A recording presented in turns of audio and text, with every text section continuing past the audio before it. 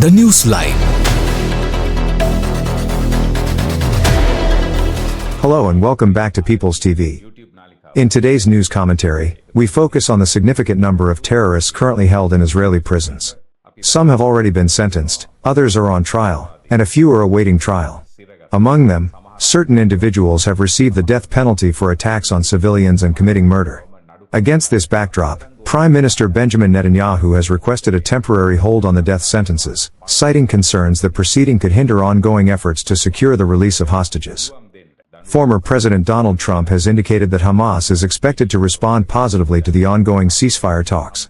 Meanwhile, Qatar is fully aware that Hamas faces complete destruction if it does not return to the negotiating table, prompting the Arab state to make a notable effort to preserve what remains of the terrorist organization.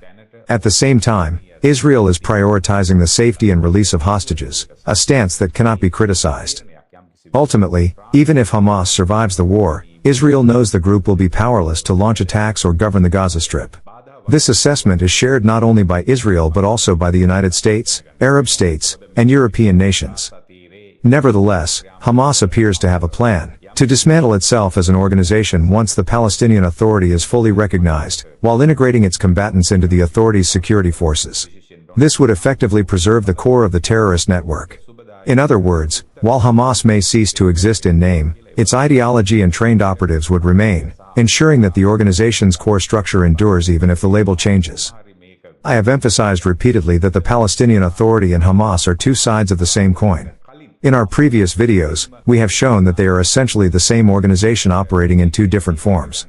For example, it's the Palestinian Authority who pays wages to the Hamas fighters. Turning back to the hostages, it is a wise move that the Prime Minister has requested the Israeli judiciary to put the death penalty on hold. Hamas is demanding the release of approximately 200 terrorists from Israeli prisons in exchange for the remaining hostages.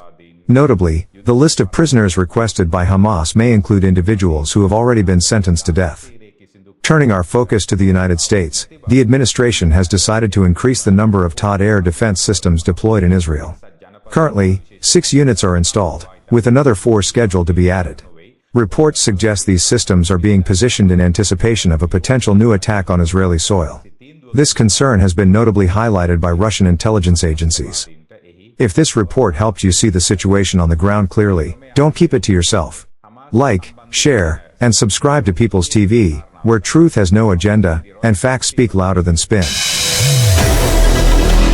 Subscribe us for more details.